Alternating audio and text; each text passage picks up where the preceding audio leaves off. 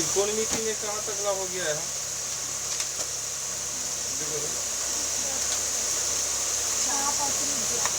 चाप त्रिज्या में हम हमेशा रेडियन में होता है ना। और उसके बाद बताती है ना 3/5 रेडियन बराबर कितना वैल्यू निकाल लिया था।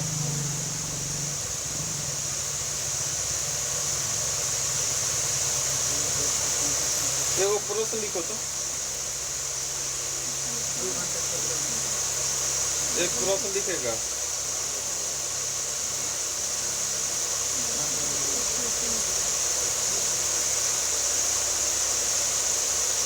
एक वृत्ताकार रास्ते की त्रिज्या,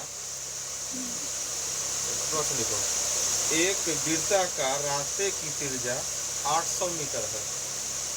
एक वृत्ताकार रास्ते की त्रिज्या 800 मीटर है। 800 मीटर है। यदि एक व्यक्ति निश्चित समय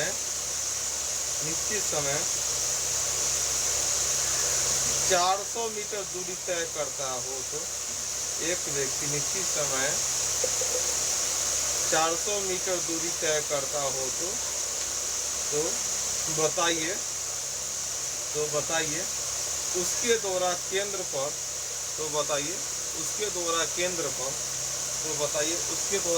पर कितने डिग्री का कोण बनाया गया? उसके द्वारा केंद्र पर कितने डिग्री का कोण बनाया गया? इसके द्वारा केंद्र पर कितने डिग्री का कोण बनाया गया? एक वृत्ताकार रास्ता है ना, रास्ते का त्रिज्या 800, मतलब ऐसा कोई रास्ता है, वृत्ताकार रास्ता, और जिसका त्रिज्या कितना है 800 मीटर, मतलब त्रिज्या यहाँ से यहाँ 800 मीटर, यहाँ से केंद्र से त्रिज्या 800 है। यदि एक व्यक्ति एक निश्चित समय में कितना 440 मीटर चला, मतलब यहाँ से मतलब चला कितना 440 मीटर कितना चला, मतलब यहाँ तक का चला, तो बोलता है कि पहले यहाँ था, यहाँ पहुँच गया, तो इसके द्वारा केंद्र पर क्या डिग्री का कोण बना, इतना दूर में कोण क्या बना। एक फॉर्मूला होता है कि अगर वृत्ताकार में थीटा निकालना है तो होता है L/R, वो होता है रेडियन है। देखो थीटा का वैल्यू निकालेंगे, क्या होता है L/R और रेडियन। L मतलब जानता है क्या होता है? L मतलब चाप की लंबाई, मतलब यहाँ से यहाँ कितना चला, R मतलब त्रिज्या। L मतलब चाप की लंबाई, R मतलब त्रिज्या ना। यहाँ बगल में लिख सकता है L बराबर चाप की लंबाई, L बराबर क्या हो गया चाप की लंबाई, R मतलब त्रिज्या। अब देखो L का मान कितना है 440, R का मान 800, ये हो गया रेडियन में, इसका क्या हो गया रेडियन में। 1 0 से 1 0 और कटेगा 4 से 20 मतलब और 4 से 11 मतलब 11/20 रेडियन ना, 11/20 रेडियन रेडियन है। और थीटा का वैल्यू, तो थीटा का वैल्यू अगर डिग्री में निकालना है, थीटा का वैल्यू तो क्या करेंगे, रेडियन को हमको डिग्री में निकालना है, तो कितना से गुना 180/पाई, 180/पाई यही ना होता है। हम चाहते हैं पाइयों को मान थोड़ा क्या मतलब है न मतलब है, हम चाहते हैं कि यार ये पाई है ना डिग्री में पाइयों से मापा जाता है, क्या करते हैं 22/7 होगा कि ना, 99 11 दूना 11 माना क्या होगा 63/2, क्या मतलब है 31। अब 81 में है डिग्री में आ गया, 81 में है डिग्री में 31 गुना 1/2 डिग्री, 31 गुना और 31 गुना 1/2 डिग्री है, तो इसको भी लिख सकते 31 डिग्री और आधा डिग्री, 1 डिग्री से उसको मिनट में बदलेंगे तो क्या गुना 60 से गुना तो 30 मिनट, समझ कि नहीं। थीटा बराबर L/R, एल का मतलब होता है चाप की लंबाई, आर मतलब त्रिज्या। ये क्या चीज में आएगा? रेडियन में आएगा। क्या चीज में? रेडियन में आएगा। रेडियन को हम लोगों को डिग्री में बदलने आता है।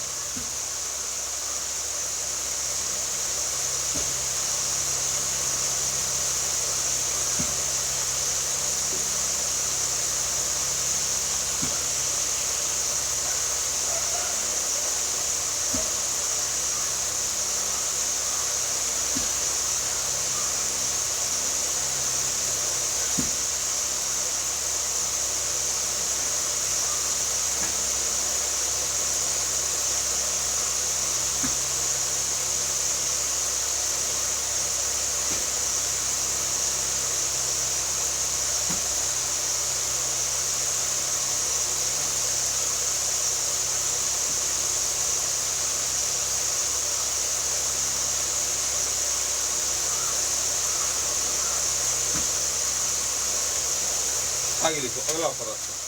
अगला प्रश्न भी इसी तरह बनाएगा। एक रेलवे ट्रैक का माप वक्र है। एक रेलवे ट्रैक का माप वक्र है। एक रेलवे ट्रैक का माप वक्र है। एक रेलवे ट्रैक का माप वक्र है, जिसे वृत्त के अनुसार बनाना है। जिसे वृत्त के अनुसार बनाना है। जिसे वृत्त के अनुसार बनाना है। जिसे वृत्त के अनुसार बनाना है। यदि उस मार्ग को 40 मीटर की दूरी में, यदि उस मार्ग को 40 मीटर की दूरी में, यदि उस मार्ग को 40 मीटर की दूरी में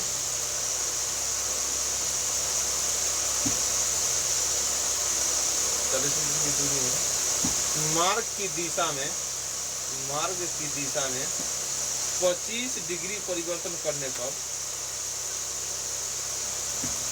25 डिग्री परिवर्तन करने पर, 25 डिग्री परिवर्तन करने पर वृत्ताकार मार्ग बन जाता है।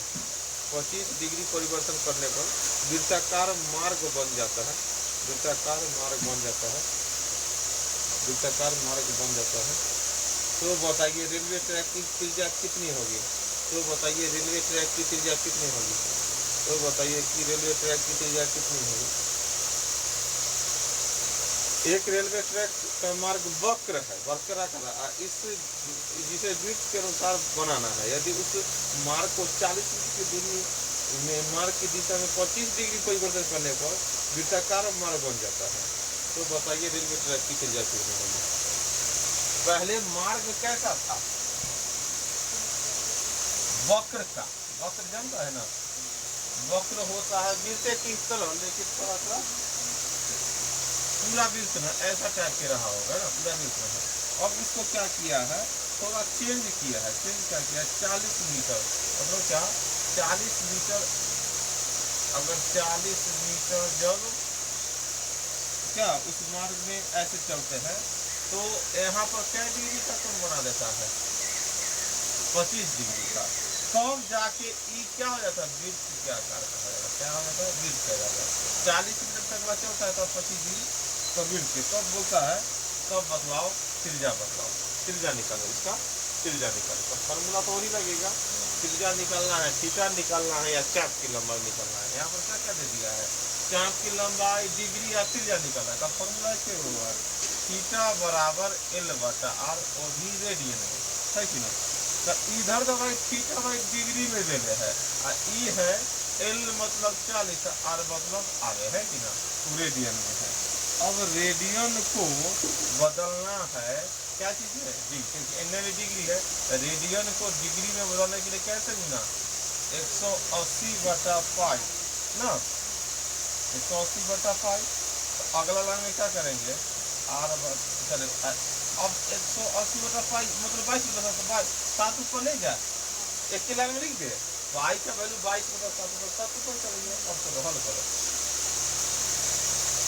कटेगा 5 से भी कट सकता है। 25 5 80 चलते ना होंगे। और से भी कर सकता है, चारों से दूसरे है ना, और तब कटेगा नहीं, अब नहीं कटेगा तो क्या हो जाएगा? हाँ 5 से क्या मतलब है? 25 मतलब है, तो क्या होगा? 11 और बराबर गुना करो, 36 चौका कितना होता है? 144, 144 बटे 728, 228 और 230 के जी वहाँ से 3 कितना हो गया? 1008। तो आर का मान क्या होगा? 1008 बटा 11 भाग करो, 1199 दूसरा क्या है? 118, एक मतलब दूसरा क्या है? 7 7 11 से 66 इसमें क्या त्रिज्या का वैल्यू 91.7।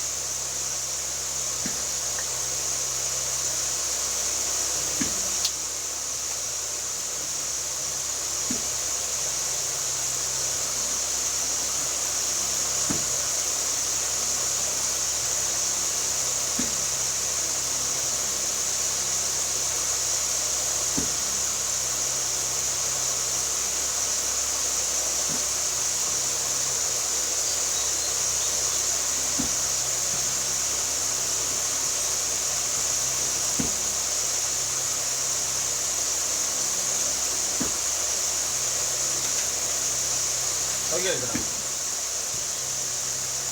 आगे लिखो।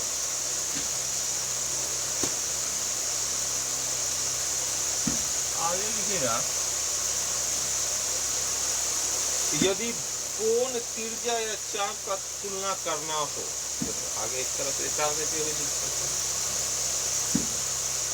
यदि कोण कमा त्रिज्या या चाप का तुलना करना हो, कोण कमा त्रिज्या या चाप का तुलना करना हो, यदि कोण कमा त्रिज्या या चाप का तुलना करना हो, चाप का तुलना करना होता क्या होता है? थीटा बराबर L बटा R होता है, और क्या होगा? L बराबर क्या होगा? थीटा इंटू R है कि नहीं? 3 चीज में तुलना करना हो तो हम इस तरह बैठा देंगे, 3 चीज में तुलना करना हो तो क्या? L बराबर थीटा इंटू R के रूप में कर देंगे। अतः दूगों के साथ तुलना करना होगा तो L1 बटा में L2 तो बचाव की लंबाई बटा बचाव की लंबाई बराबर में थीटा 1 इंटू R1 और थीटा 2 इंटू R फॉर्मूला तुलना। इसी ना आयतन त्रिज्या का ऊंचाई का अनुपात रहता है आयतन पर, आयतन बराबर त्रिज्या में ऊंचाई उसी प्रकार बाटा में रहेगा थीटा बराबर L बटा R, तो 2 रहेगा, कैसे उसको अनुपातिक करेंगे? तो एक लाइन वाला में हो गया ना।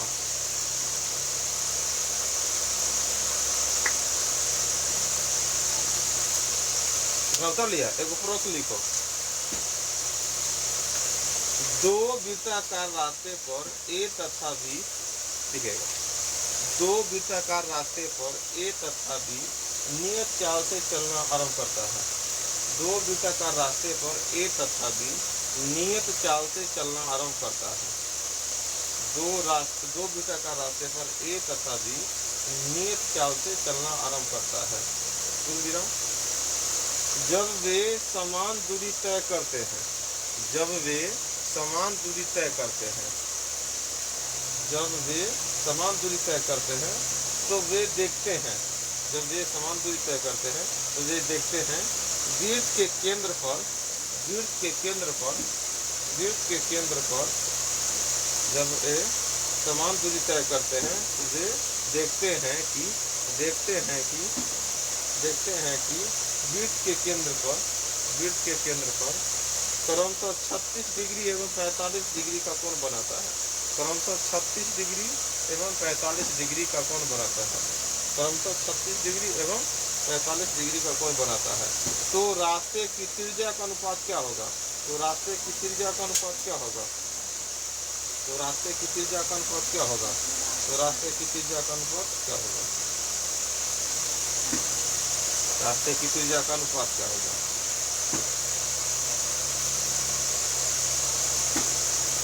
रास्ते की त्रिज्या का अनुपात जो फॉर्मूला सीखा उसी से बन जाएगा, खाली चित्र ध्यान में रहेगा तो ही बना रहेगा। तो जैसे कि अभी तू देख लिया है तो प्रश्न क्या होता है, दो वृत्ताकार रास्ता, मान लो कि एगो ऐसा वृत्ताकार रास्ता है, ऐसा वृत्ताकार है, और ए और बी नियत क्या होता है, जब ये समान दूरी, मान लो बड़ा छोटा चित्र हो सकता है, इसने जितना दूरी तय किया इसने भी उतना ही दूरी तय किया, मान लो, तो देखता है क्या, जब तो इस पर क्या डिग्री, पहला घर में 36 डिग्री पूरा किया, अब दूसरा घर में 45 डिग्री,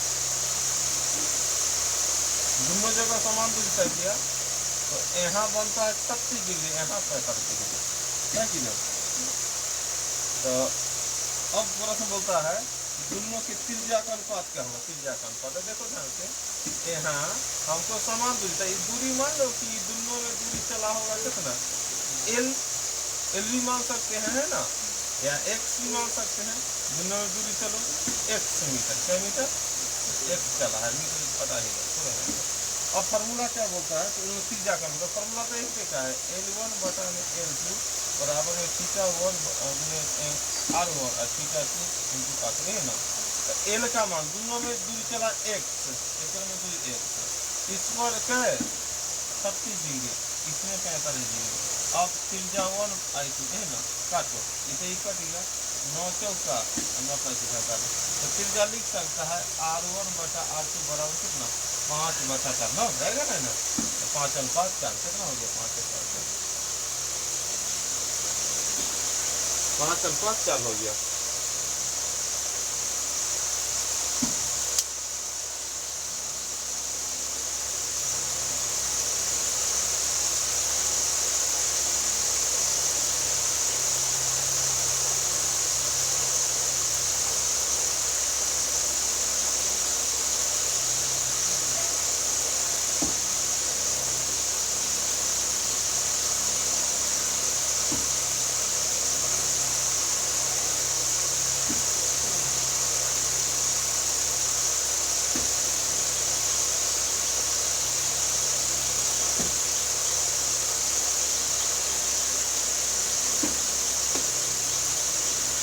आगे लिखो,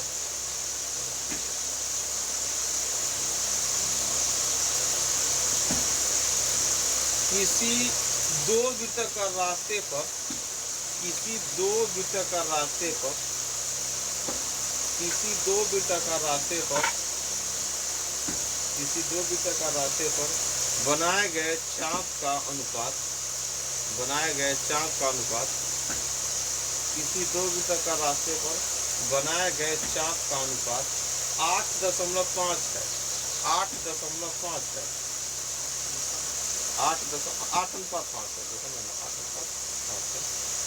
है, तथा उनके त्रिज्याओं का अनुपात, उनके त्रिज्याओं का अनुपात, उनके त्रिज्याओं का अनुपात 3:2 है, 3:2 है, 3:2 है, तो उनके द्वारा केंद्र पर बनाए गए कोनों का अनुपात ज्ञात करें, तो उनके द्वारा केंद्र पर बनाए गए कोनों का अनुपात ज्ञात करें, उनके द्वारा केंद्र पर बनाए गए कोनों का अनुपात ज्ञात करें, उनके द्वारा केंद्र पर बनाए गए कोनों का अनुपात ज्ञात करें।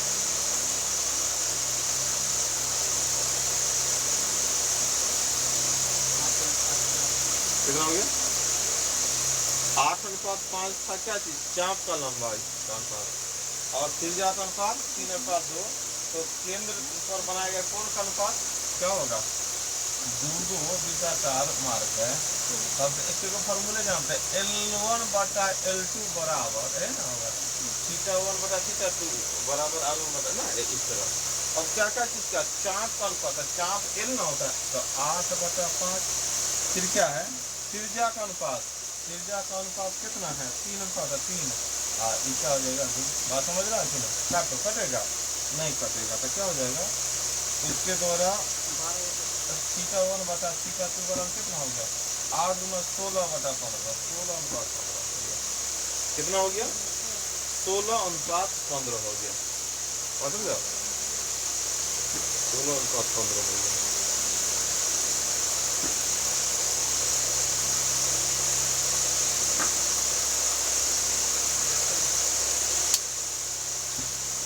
आगे अगला टाइप मिलेगा हाइट एंड डिस्टेंस।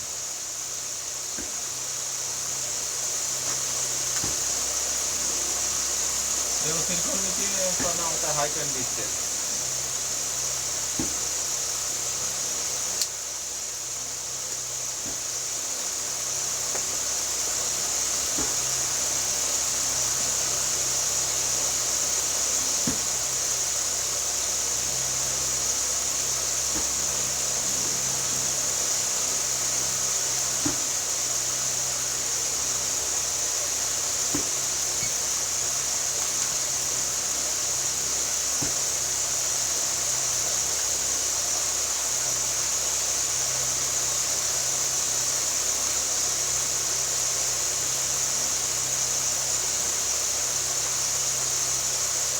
देखो ध्यान से, ऐसा कोई आकृति बनता है तो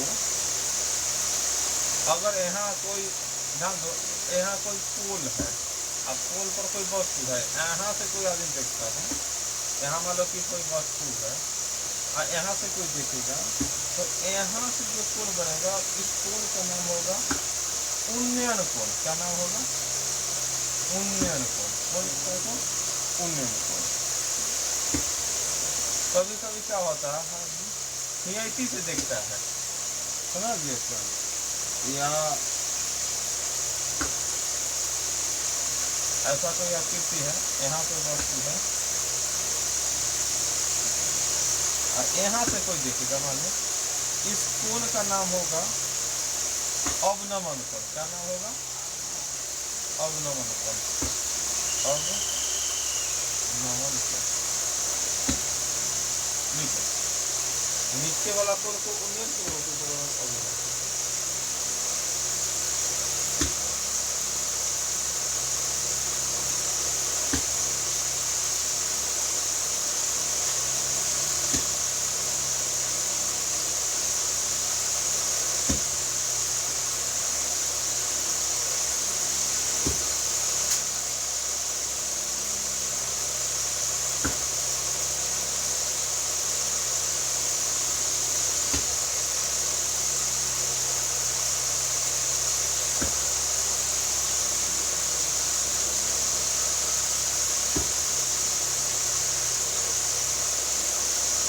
देखिए भैया,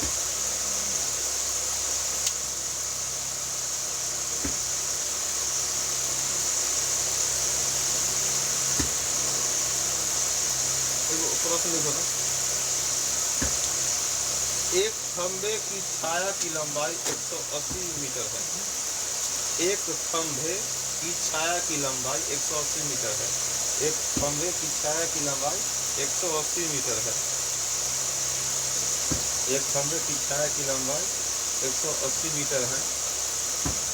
यदि छाया का उन्नयन कोण 30 डिग्री हो, यदि छाया का उन्नयन कोण 30 डिग्री हो तो खंभे की ऊंचाई ज्ञात करें। तो खंभे की ऊंचाई ज्ञात करें।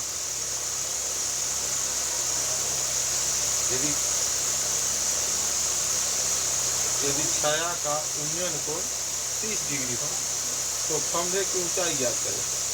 तो खंभे की ऊंचाई ज्ञात करें। क्या डिग्री? खंभे की ऊंचाई ज्ञात करना। ध्यान दो,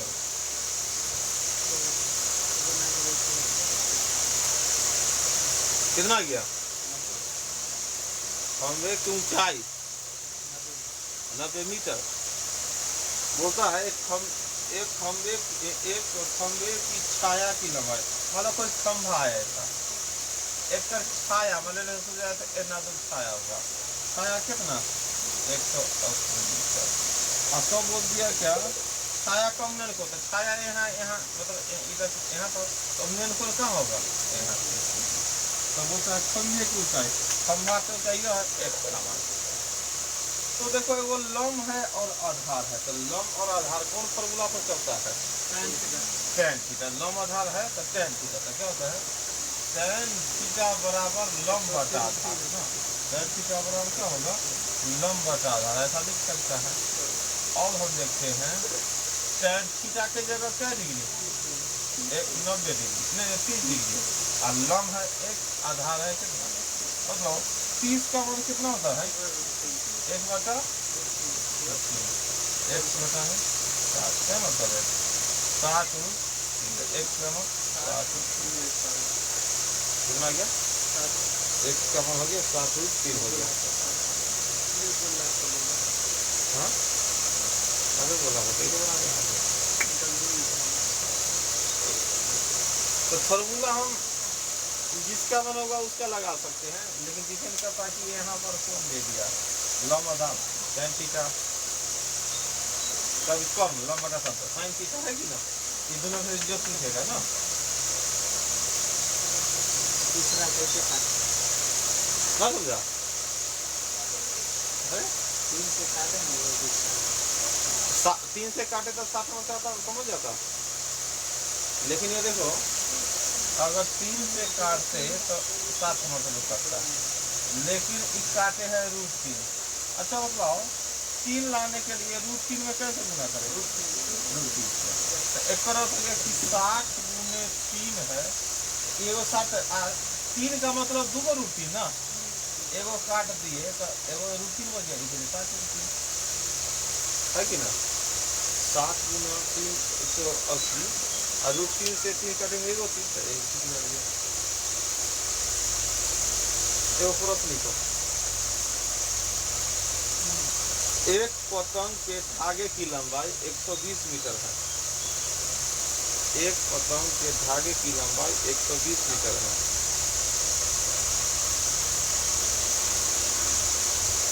एक पतंग के धागे की लंबाई 120 मीटर है, जो जमीन के साथ 45 डिग्री का उन्नयन कोण बनाता है,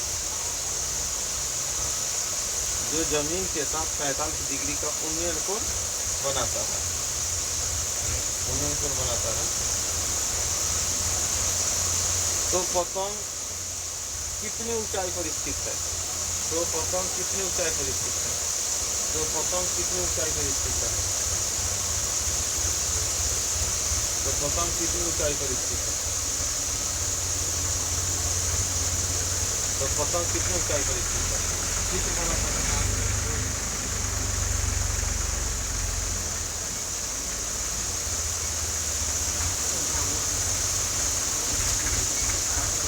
पतंग तो नीचे से उड़ाते हैं ना, एक पतंग के धागे की लंबाई मान लो यहाँ हम खा रहा था एना धागे नहीं चला जाएगा ऊपर। अब बताओ एक पतंग के धागे की लंबाई तो लो 120 मीटर है, और जमीन के साथ क्या, जमीन के साथ मतलब यहाँ धागे है तो जमीन के साथ, जमीन यहाँ है, जमीन पर खड़ा है, यहाँ पर क्या डिग्री का कोण बनाता है 45 डिग्री का। अब उधर पतंग कितना ऊंचाई पर है, तो यहाँ ऊंचाई, यहाँ से ऊंचाई माप लेना होगा, जहाँ है पतंग जैसे कि यहाँ आ गया तो ऊंचाई नापना, तो ओकरा नीचे में जाएगा तब बोलेंगे भाई कितना ऊंचाई, ये ना ऊंचाई होगा। पतंग वहाँ उड़ रहा था, यहाँ से ऊंचाई माप लेंगे कि वहाँ जाएंगे नीचे में देखेंगे कितना ऊंचाई है, तो दूसरा पतंग की ऊंचाई था इतना निकालना है कि यहाँ निकालो। ये देले है लंब पूछ रहा है, कर्ण देले, तो लंब और कर्ण कौन फॉर्मूला पर चलता है, समझिए कि ना। यहाँ पर लंब और कर्ण कौन फॉर्मूला करते हुए जानते हैं, sin थीटा।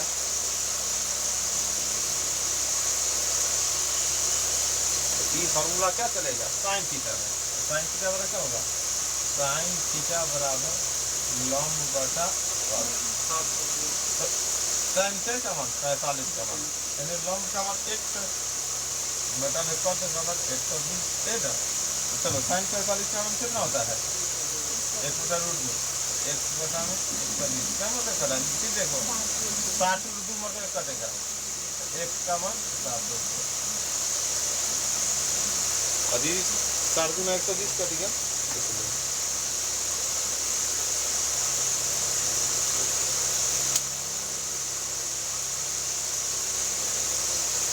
समझ गए ना। आगे लिखो तो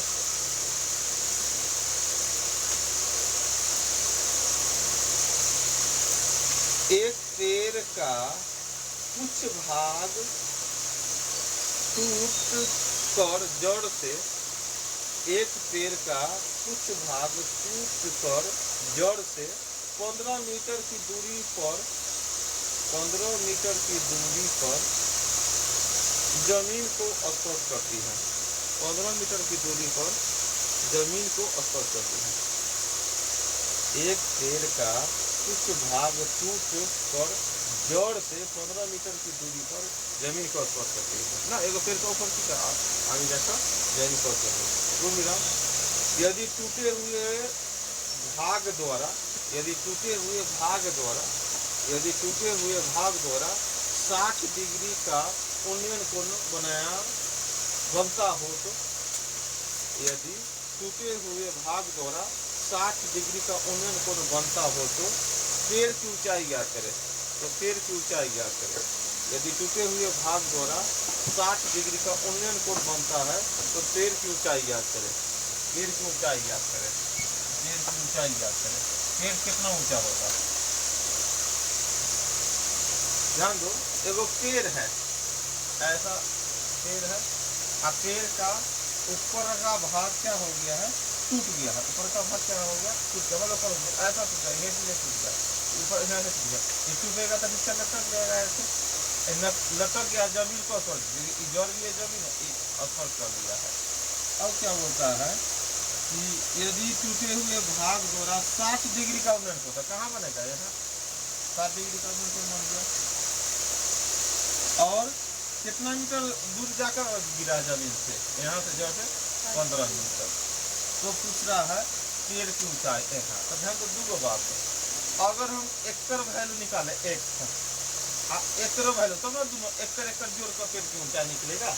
तो सबसे पहले हमको एक का मान, तो बताओ कौन फॉर्मूला? लंब और आधार। तो कौन फॉर्मूला? लंब बटा आधार कौन? tan theta. लंब बटा आधार क्या होता है? tan theta. तो क्या करेंगे? tan 60 बराबर x बटा में क्या हो गया? 15। तो tan 60 का मान कितना होता है?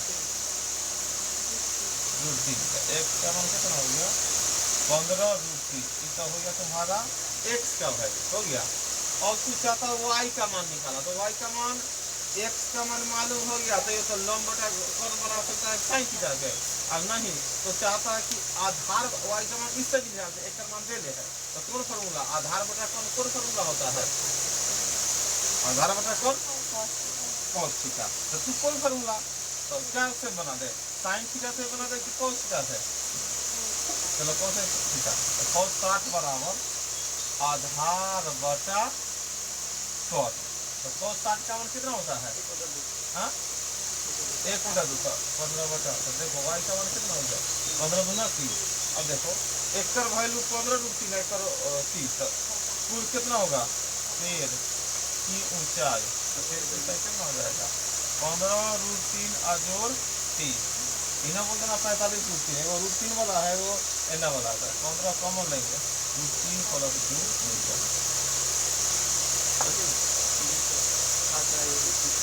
जुटेगा नहीं, दोनों इस तरह जुट जाएगा। जना x वाला वगैरह रहता है। बात समझा? ठीक है।